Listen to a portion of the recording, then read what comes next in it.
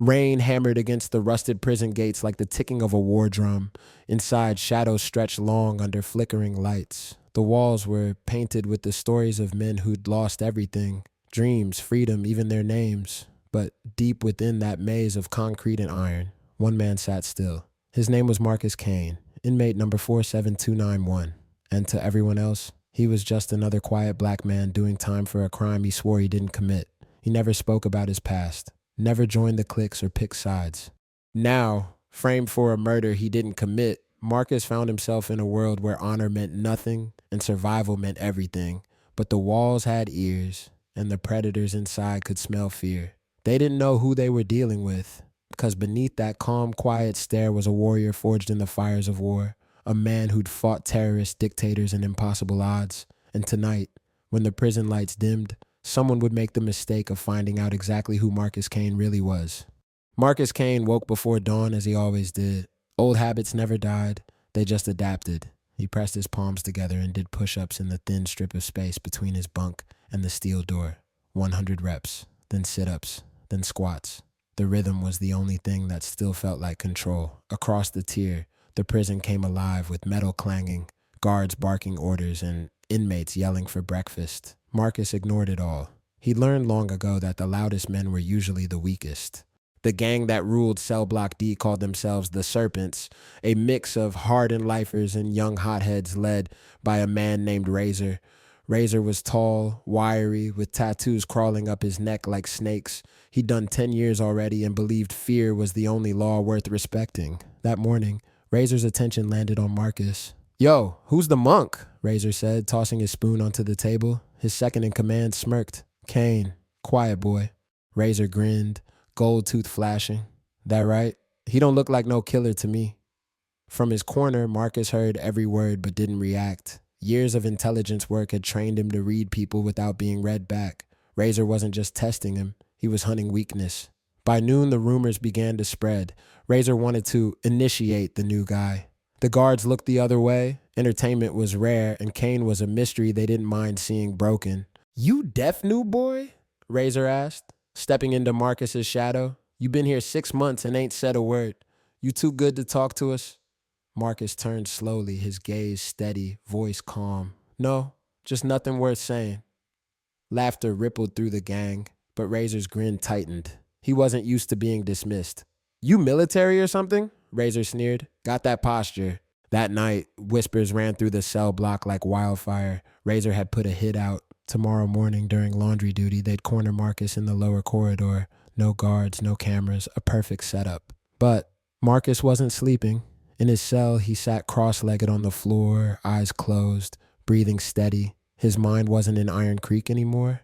It was in the desert, in the jungles, in the chaos where he had learned what survival truly meant. He remembered the day everything changed.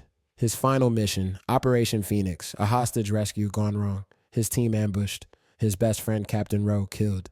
Marcus took the blame for orders he never gave. The government buried the mission and him along with it. They took his name, his rank, his future, but they couldn't take the soldier out of him. As the prison slept, Marcus whispered to himself, voice barely audible, "Adapt, overcome, survive." Morning light crept into Iron Creek's lower corridor, dull and cold, reflecting off steel doors and chipped paint. Marcus moved with quiet precision, carrying a cart of laundry. Every sound echoed, a guard's boots, a distant cough, the hum of fluorescent lights. He knew Razor and his crew were waiting. The whispers of the night had confirmed it. They expected fear. They expected an easy fight.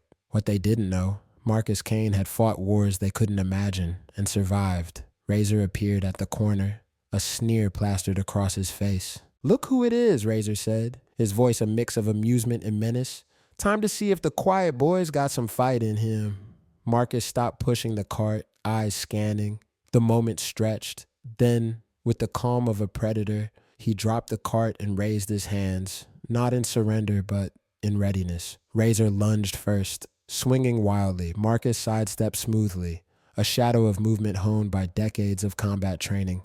Marcus didn't pause. In a flurry of precise, controlled movements, he disarmed the nearest thug, neutralized 2 others with joint locks, and redirected the 4th against the wall. Each move was fluid, silent like water flowing over rocks, effortless yet devastating. The corridor was chaos. Metal carts clattered, shouts rang out, and guards rushed in. But even they hesitated. Marcus's eyes held the calm authority of a man who had lived and died more times than they could count. Razor scrambled, trying to gather his men. Marcus's gaze met his, steady and unwavering. "I'm Marcus Kane, and you just made a mistake you'll never forget."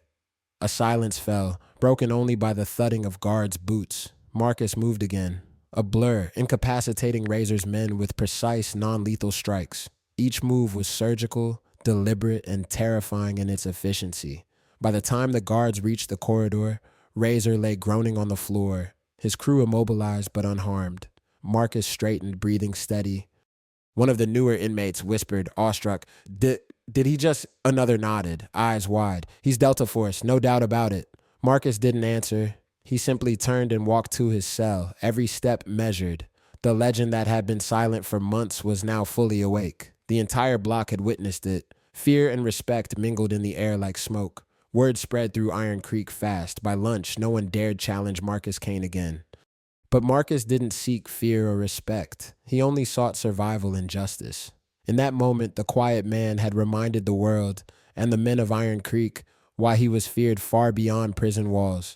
That night, Marcus returned to his cell, cleaning his uniform meticulously. His mind already turned to tomorrow, to his path out of this place. Razor and his gang would heal, lick their wounds, and plan. But Marcus had a strategy they could never predict: patience.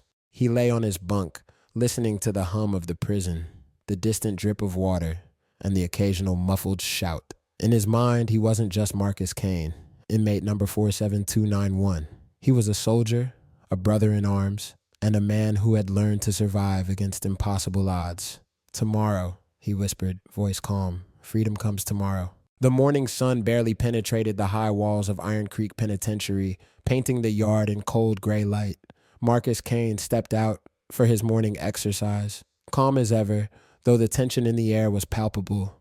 Razor's gang had recovered from yesterday's humiliation. They whispered among themselves, eyes darting nervously toward Marcus, but fear and grudging respect held them back. For Marcus, every sound, every movement, every shadow was a signal. He had waited his whole life for this kind of challenge, not for violence, but for a chance to reclaim his freedom without sacrificing his honor. Razor barked, "This time we end it. Move." His men advanced with a mixture of aggression and hesitation. Marcus smiled faintly, a predator sensing the perfect moment. With a sudden burst of speed, he moved like lightning. He didn't strike to kill. This wasn't war, it was precision. Razor's first attacker lunged. Marcus sidestepped, redirecting the man into a bench with controlled force. The others froze, shock evident on their faces. Marcus then engaged Razor directly. "Enough," Marcus said quietly, his calm voice carrying an authority that silenced the yard. "I don't want to hurt you. I'm not your enemy." The prisoners stared in disbelief. Guards arrived, but Marcus's dominance had already won the day. Razor's gang lay immobilized yet unharmed, humiliated but alive. The message was clear. Marcus Kane was untouchable. By noon, prison staff and inmates alike knew Marcus was no ordinary inmate. He had reminded them of the power of discipline, strategy, and control. Later that week, appeals and reviews of Marcus's case moved rapidly. The evidence proving his innocence, long buried in bureaucratic files, finally surfaced. Marcus Kane, Delta Force veteran, framed hero, and master of survival, was released from Iron Creek Penitentiary. The gates opened. The sun hit his face. For the first time in years, Marcus breathed freely. The weight of false accusations and silent suffering lifted. He walked away with measured steps, dignity intact, and the silent knowledge that his past had forged a man ready for anything the world might throw at him. Outside the prison, reporters and cameras flashed, but Marcus kept his focus. Freedom wasn't just about leaving the walls behind. It was about reclaiming life, purpose, and honor. As he stepped into the open air, Marcus paused, looking back at Iron Creek, a subtle nod of acknowledgement to those who doubted him. He smiled, knowing some lessons could only be learned the hard way. And for the viewers following his story, there was one last message. The legend of Marcus Kane was just beginning. If you've enjoyed witnessing his journey from framed inmate to legendary hero, don't forget to subscribe for more epic stories, cinematic adventures, and heroic journeys. Every warrior has a story, make sure you're here for the next one. And remember, the quiet ones are often the most dangerous.